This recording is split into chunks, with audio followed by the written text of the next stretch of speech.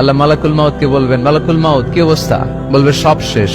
মাইয়াব্বা, কে বাকি? মালাকুল মাউত বলবে জিনেরা বাকি, যাদেরকে দেখা যায় না। আল্লাহ বলবেন জিনদেরকেও শেষ করে ফেলো, রুহু কবজ করো। মালাকুল মাউত আজরাইল জিনদের রুহু কবজ করবে। আল্লাহ এবার জিজ্ঞেস করবে, ইয়া মালাকাল মাউত আখবিরনি মাইয়াব্বা, এবার বলো আর কে বাকি? মালাকুল মাউত বলবে, আল্লাহ মানুষগুলো সব শেষ, জিনগুলাও শেষ, এবার বাকি ইবলিস শয়তান। কে বাকি? ইবলিসরেও শেষ করো, ইবলিসও শেষ। আল্লাহ আবার জিজ্ঞেস করবেন, ইয়া মালাকাল মাউতি মাইয়াব্বা, আর কে বেঁচে আছে বলো? মালাকুল মাউত বলবে, আল্লাহ আপনার কথা অনুযায়ী পৃথিবীর সব মানুষের রুহু কবজ করলাম, সব জিনদের রুহু কবজ করলাম, ইবলিসের রুহু কবজ করলাম, এখন আছে শুধু ফেরেশতা। আছে কারা? যাও ফেরেশতাদের রুহু কবজ করো। ফেরেশতাদের রুহু কবজ হয়ে যাবে। এবার আল্লাহ জিজ্ঞেস করবেন, ইয়া মালাকাল মাউত আখবিরনি মাইয়াব্বা।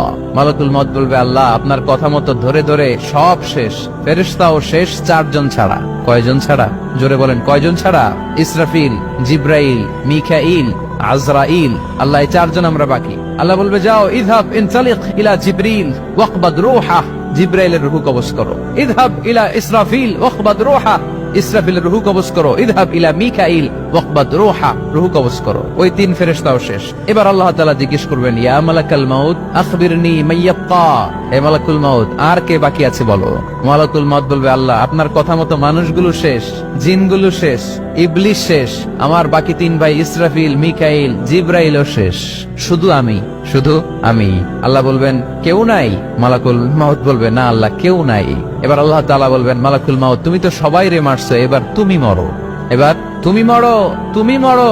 শোনার সাথে সাথে মালাকুল মাউতের কাঁপুনি ছুটে যাবে, খিঁচুনি এসে যাবে ভয়ে। আল্লাহ বলবেন, কাঁপুনি দিয়ে তো লাভ নাই, কারণ কুল্লু নাফসিন যায়িকাতুল। রব্বুল আলামিন বলবেন, মালাকুল মাউত কেঁদো না, এটাই দুনিয়ার বিধান, আমি আল্লাহর দেয়া বিধান, এটাই জন্মালেই মরতে হয়। যাও জান্নাত জাহান্নামের মাঝখানে একটা জায়গা আছে, জায়গাটার নাম হলো আরাফ। এই আরাফের মধ্যখানে যে দাঁড়া, ওখানে যে মালাকুল মাউত কাঁপতে থাকবে।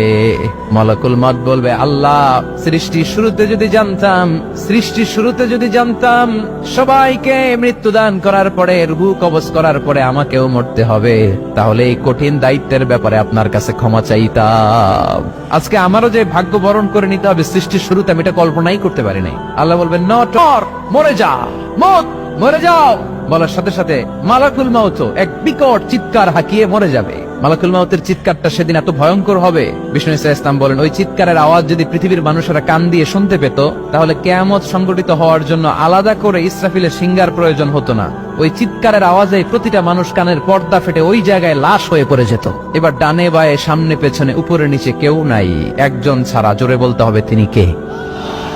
আল্লাহ তখন পৃথিবীকে একটা ডাক দিবেন, বলবেন, ইয়া দুনিয়া আইনা আনহারুকি, এই পৃথিবী তোর নদীগুলো কোথায়? ইয়া দুনিয়া আইনা আশজারুকি, এই পৃথিবী তোর গাছগুলো কোথায়? বটতলা। ইয়া দুনিয়া আইনাল জিবাল, তোর বড় বড় মাউন্ট এভারেস্ট পাহাড়, আলাস্কা পর্বতমালা, আলপস পর্বতমালা, এগুলো কোথায়? তুর পাহাড় আজকে কোথায়?